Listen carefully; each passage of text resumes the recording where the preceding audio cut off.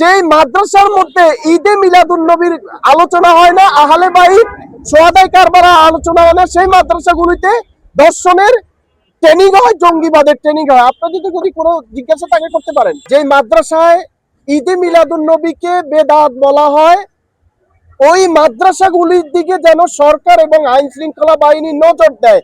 ওই মাদ্রাসাগুলি থেকে বলৎকারের কারখানা, ওই মাদ্রাসাগুলি মূলত জঙ্গির কারখানা। ওই মাদ্রাসাগুলি তো আপনার এই বাংলাদেশে থেকে কিভাবে জঙ্গি তৎপরতা করবে, কিভাবে নাশকতা করবে, ওই মাদ্রাসাগুলি থেকে সেগুলি বের হয়।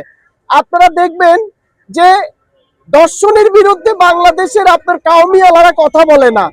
কাউমি আলারা দেখবেন যখন মহরমের মাস আসে তখন তাদের বেদাত আর শিরিকের ফতোয়া বেরো যায়, কিন্তু তাদের মাদ্রাসাগুলিতে দর্শন হচ্ছে সেই কথা তারা বলে না।